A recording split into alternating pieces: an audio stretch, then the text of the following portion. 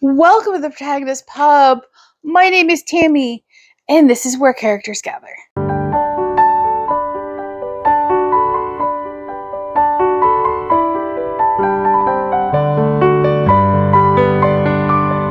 It is a Monday morning in November, and our weather cannot figure out what it wants to do. So it is currently windy, and there's apparently rain on my forecast in the next 25 minutes. I don't believe it. We shall see. It is supposed to be 90 degrees today. So, yeah. Did I mention it's the first week of November?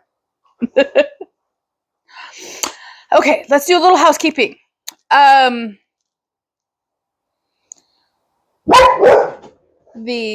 Sorry, Fireball's a little chatty this morning. The weather's bothering her. The poll results for read in December or skip it are finalized, and we are going to skip December and pick back up in January for book club. So I will release the book club choices mid-December, and normal book club poll choice, and we will start back up in January. And I think that's good. There's just too much going on in December. I don't mind skipping it, so we are good there. And I will tell you, I am currently a little uninspired for video making, so it may just be a video or two a week until the end of the month. We will see. I have ideas, but am I necessarily in the mood to film? Not as I sit here this morning. So that may change. Life happens. So stay tuned for that. I forgot to talk about a book last week, so I will talk about that today. And I had a good reading week. I hope yours was too. So what did I read? So the book I forgot to mention last week, I have already returned it to the library, was The Case of the Wandering Scholar by Kate Sanders. This is the second book in the Letitia Rod mystery series. This was set in 1851 London, although the vast majority of this book took place in Oxford. And it was as delightful a read as the first. It was different in setting and tone. Not tone. Setting and how the case begins. Better way to put it. And so in this one, she is tasked by her barrister brother to help track down a long-lost brother because he's about to become the heir. And as I was saying, he's about to become the heir, and no one knows where he is. And the dying brother wants to resolve the existing tension between them. This puts Letitia in contact with former colleagues of her husband, and things progress from there. This was delightful. It has some very definite anti-Catholic tones. It was appropriate for what was going on in Oxford in the 1850-1851 time frame, but they're definitely there. They were not there. It was not to the point where it was bothering me, but there is definitely the anti-Catholic sentiment was very strong in this book, so just be aware. Overall, though, I thoroughly enjoyed this one. It was definitely a Victorian adjacent, cozy. It has delightful characters. It's very well written. It isn't full of, nonsense and goofiness. So I thoroughly enjoyed it. So, my library does not have the other 3 books in the series, so I need to track them down. But yeah, I enjoyed my time with this. The 2 books in the series my library has. Okay. What else did I read this week? Well, I finished 2 more Lori Cass Bookmobile Cat series that were on Audible Plus and disappearing. Those would be books 8 and 9. Their pictures are right here. I think one has whiskey in the title and one... I cannot remember the titles of these books. I am sorry. The pictures are right there. These were just perfection. Eddie and Minnie, character growth, good, tightly woven mysteries that are fitting and engaging and are very definite show me, not tell me mysteries for you to solve. And I will tell you, the most romantic thing I have read all year occurs at the end of book 9 in this series. I'm not going to tell you and spoil it, but it's by far the most romantic thing I have read all year. And I would not classify this series as a romance cozy mystery series, but if you know me, I am a much more practical romance girl than I am a showy romance girl. And yeah, the ending of book 9 is perfection. I teared up a little bit. I didn't expect to. It wasn't anticipated, but I teared up a little bit. It was that good. It was that romantic and just... So, book 10 is on Audible Plus. It is not expiring anytime soon. I'm going to take a little break before I read it. But I have enjoyed the last couple of weeks catching up on this series and just having something to listen to while I'm doing other things around the house and in the, back 40 with chickens and gardening and, the whole 9 yards. So, yes, Audible Plus comes in handy sometimes in the best possible way. Okay, what else did I read this week? Well, I did finish the book club choice on... Did I finish it? Sunday. I finished it yesterday.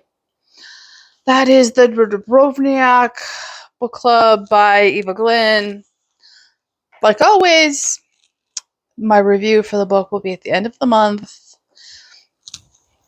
I will tell you that I have lots of comments on the Discord server.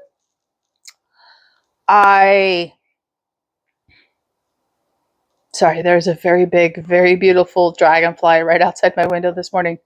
I do not suspect most of you will read this book.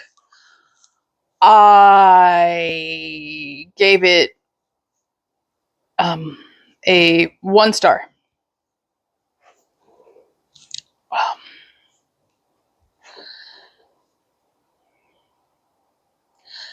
The writing is good. The geographical descriptions were great. I learned a lot of history I didn't know, and I went and looked up. And a lot of interesting food. However, and the history is what kept me reading. I'm not going to lie. And it slows down considerably.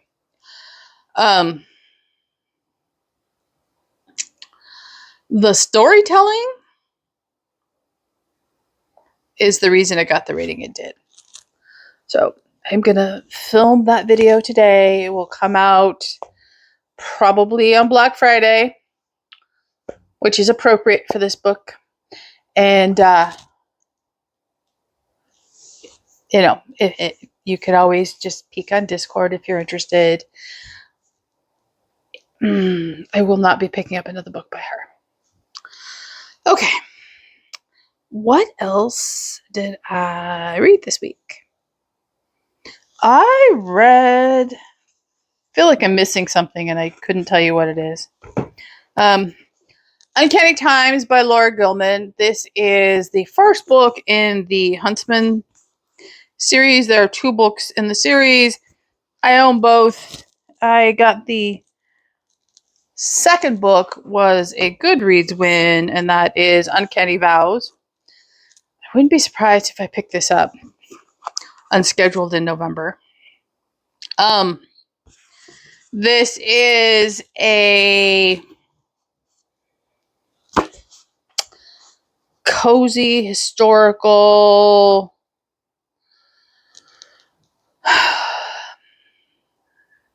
I don't want to say paranormal, but that's probably the best way to describe it. Mystery series, and the writing was fantastic. Absolutely stellar plotting, characterization, all of it was fantastic. It's the first time I've read this author, and she has an extensive backlist.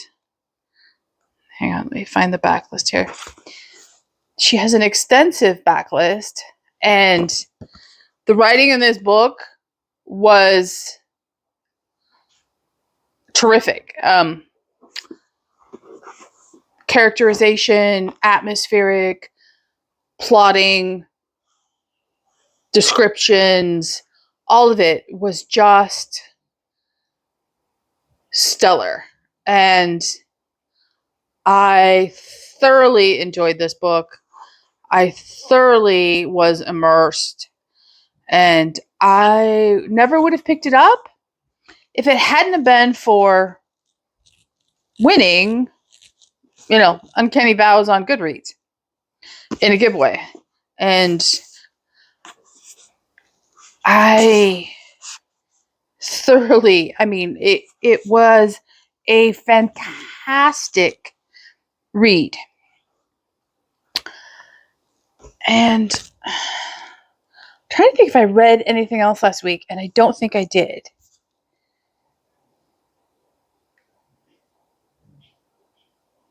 Did I? I'm thinking. Let me go check. Oh, I feel like there's something I'm missing, and I couldn't tell you what it is. So we're going to go on the assumption that I'm not missing anything. I do have a number of books in progress. So first up would be All That Is Secret by Patricia Raybon. This is the first in a series. I'm not very far into it. It is a historical cozy mystery. At least I think so. And a Christian historical cozy mystery at that. I have been in the mood and then not in the mood to read it, so it's slow going right now. I don't know that I'm necessarily in the mood to pick it up this week. We shall see. I could just pick it up and get lost, lose myself in it, and that would be great. Who knows? And then I have started The Engagement Party by Darby Kane. I read like 20, 25 pages in this yesterday to see if it was decent. And yeah, so far I am drawn in. It's great. It's atmospheric. The characterization is great. And I say that with a huge grain of salt because that's what I thought about the Dubrovnik book club to begin with. So, I'm going to trust my greater instinct when I hit, the 50-page mark. And if nonsense has appeared, I will exit. But so far, this may be the thriller I'm looking for. We shall see. And I also started yesterday Shakespeare's Sisters by Rami Targoff, Nonfiction November. And I am through the prologue and I'm on the first chapter. And so far, it is okay. I'm not I didn't go screaming and pulling my hair out with the feminist nonsense in the the prologue, so, or she calls it the introduction. And I'm hopeful. So it's not very long. It's like 10 chapters total.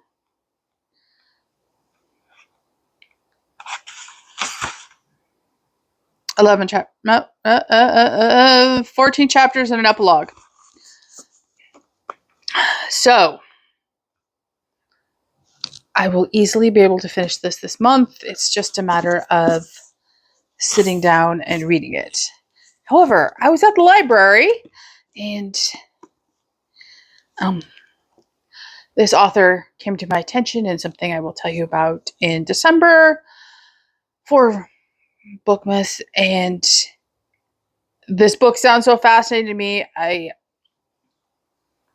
It doesn't fit for what I'm going to talk about in Bookmas. However, I want to read this book. That is The Case of the Married Woman by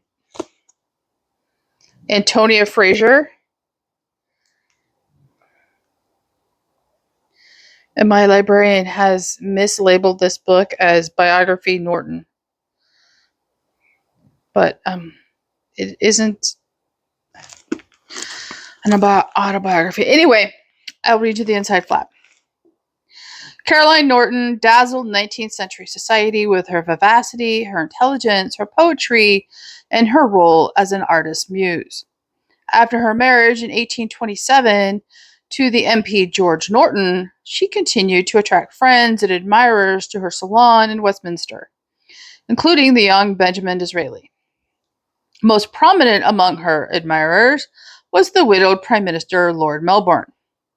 Racked with jealousy, George Norton took the Prime Minister to court, suing him for damages on the account of his criminal conversion, aka adultery, with Caroline. A dramatic trial followed. Despite the unexpected and sensational result, acquittal, Norton was still able to legally deny Caroline access to her 3 children, all under the age of 7.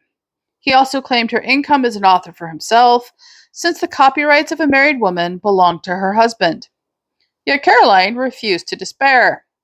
Beset by the personal cruelties perpetrated by her husband and a society whose rules were set against her, she chose to fight, not surrender.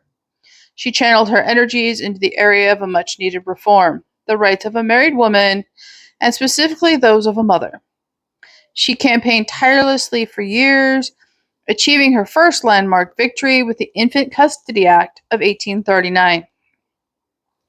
Whether it is the right of a mother to have access to her own children, or for a married woman to retain control of her own income and creative work, women today owe much of these rights to Caroline, who was determined to secure justice for women at all levels of society, from the privileged to the dispossessed.